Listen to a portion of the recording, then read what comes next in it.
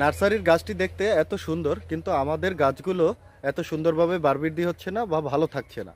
এর পিছনে যে কারণটি রয়েছে, নার্সারির গাছে খাবার।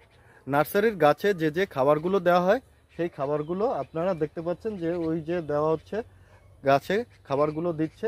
এই খাবারগুলো কি কি দিচ্ছে, এই যে পাত্রে কি খাবার আছে আর উনি কি খাবারগুলো গাছে দিচ্ছে, এগুলোই আপনাদের সামনে আজকে আমি উপস্থাপন করব।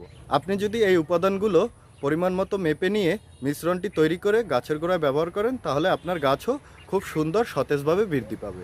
এর পাশাপাশি আপনার দুটি উপাদান গাছে স্প্রে করতে হবে। দুদিন আগে যে ভিডিওটি দিয়েছিলাম গাছে সিক্রেট স্প্রে, আপনারা সেটিও দেখতে পারেন। সেটির মধ্যে আমরা যে যে উপাদানগুলো স্প্রে করা হয়েছে, তারপরেও দুটি স্প্রে যেটি অনুখাদ্য হিসেবে নার্সারিতে করা হয়। একটি হচ্ছে বোরন, এটি প্রতি লিটার পানিতে 1 গ্রাম মিশিয়ে স্প্রে করবেন। পাশাপাশি আপনারা জিঙ্ক প্রতি লিটার পানিতে 1 গ্রাম মিশিয়ে স্প্রে করবেন। আর এই খাবারগুলো মাসে অন্তত একবার নার্সারিম্যানরা গাছের গোড়ায় ব্যবহার করে থাকে। আর আমরা সেই ক্ষেত্রে 2 মাস বা 3 মাস পর পর যদি ব্যবহার করি তাহলেও হবে, কিন্তু আমাদের অন্তত 2-3 মাস পরে এই খাবারগুলো গাছের গোড়ায় ব্যবহার করতে হবে। তাহলে আমার গাছটি নার্সারিম্যানদের মতো সুন্দর থাকবে। একটি নার্সারিতে যেরকম সুন্দর একটি চারা থাকে বা গাছ থাকে, আপনার গাছটিও হতে পারে সেই রকম সুন্দর একটি গাছ। যে এগুলোই গাছের গোড়ায় দেওয়া হচ্ছে এবং এর ফলে গাছটি খুব সুন্দরভাবে বাড়বৃদ্ধি পাচ্ছে এবং গাছটি খুব সুন্দর থাকছে। আর আমাদের বাড়িতে গিয়ে রোপণ করলে গাছটি খুব ভালোভাবে বাড়ছে না।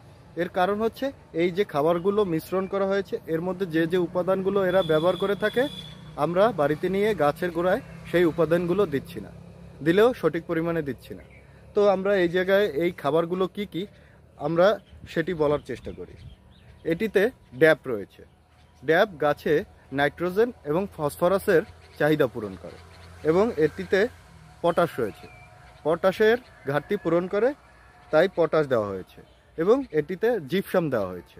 এই জিপসামের ফলে গাছের গোড়ার মাটিটি ফুসফুসে থাকে এবং শিকড় দূরত্ব ছড়াতে পারে। এবং এতে সরিষার খৈল দেয়া আছে।